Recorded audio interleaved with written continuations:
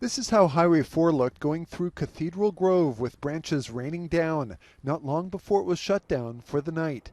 Today, this Port Alberni couple who ended up staying with family in Nanoose Bay last night were among those waiting for the highway to reopen.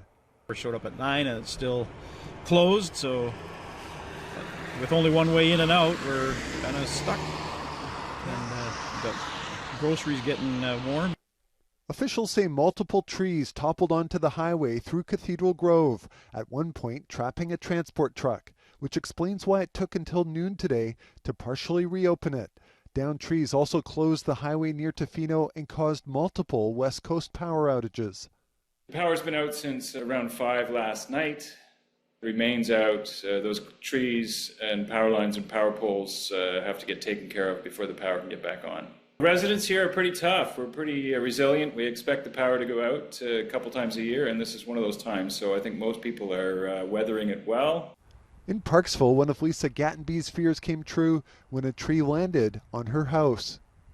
It was really blowing hard, really hard. I was home alone and there was a huge thump, of course, that happened. The roof now has a leak and Gattenby has an insurance claim. Also in Parksville, the Duttons captured a tree falling behind their Riley Road home, fortunately not on their house. Between about 1800 hours and 9:30 this morning, we did approximately 24 calls, mostly hydro-related calls, so trees on lines. We also did a couple of elevator rescues. The lack of power impacted intersections and businesses, and there were lines taken down all over, including here on Rock City Road. Been here over 30 years.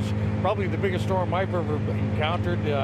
My backyard, all the trees were just bending and the wind was blowing. It was a crazy night. And then my kids and I heard a big explosion. They looked in their backyard and a massive oak tree from their neighbor's yard had crashed down, damaging a shed and fence.